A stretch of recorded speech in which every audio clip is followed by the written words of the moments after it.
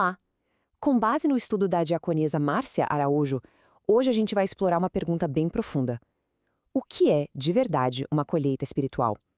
E mais importante ainda, como é possível fazer parte dela? Sabe, quando a gente ouve a palavra colheita, o que vem na cabeça, né? Geralmente são campos dourados, fartura, a celebração do fruto de um longo trabalho. É aquele sentimento bom, de abundância, de gratidão, o momento em que todo o esforço do ano se torna real. Agora, vamos pegar essa imagem tão forte e levar para uma outra dimensão.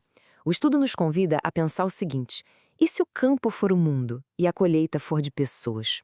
É exatamente aqui que o nosso papo de hoje começa a ganhar forma. Para começar, vamos entender bem essa metáfora da colheita, porque em toda a Bíblia ela é usada não só de forma literal, mas como uma imagem riquíssima para falar de crescimento, de saúde espiritual, da generosidade de Deus. É um jeito de entender processos divinos de uma forma bem pé no chão, bem familiar para a gente. Então, para a gente definir bem o conceito, é isso. A colheita espiritual é esse processo de crescimento.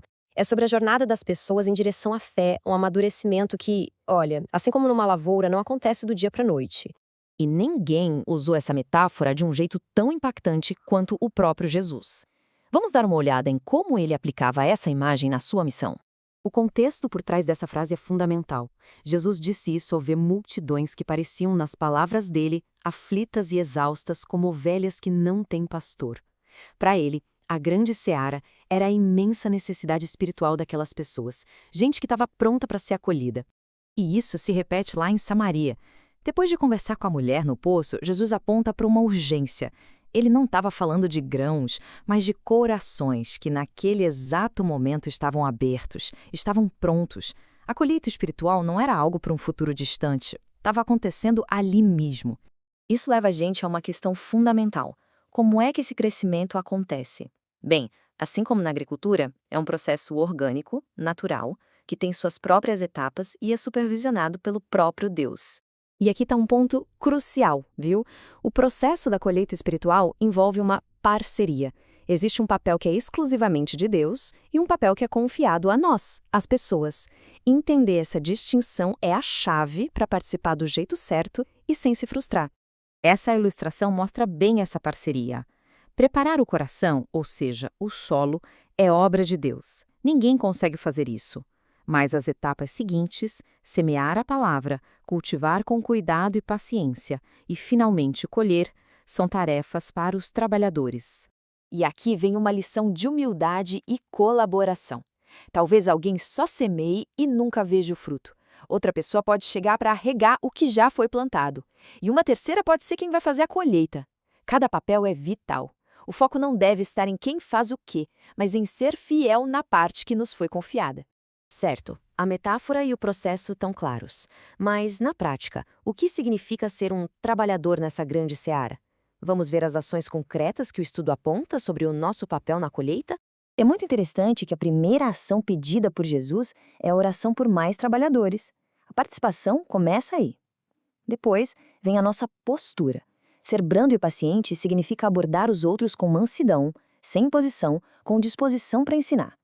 Por fim, e talvez o mais importante, o foco deve ser na obediência e em agradar a Deus e não na ansiedade por resultados imediatos, confiando que cada pequena ação faz parte de um processo muito maior. Esse trabalho pode ser longo e, às vezes, bem desanimador. É fácil se cansar quando não se vê o crescimento que a gente espera. E é por isso que as Escrituras estão repletas de promessas para quem persevera.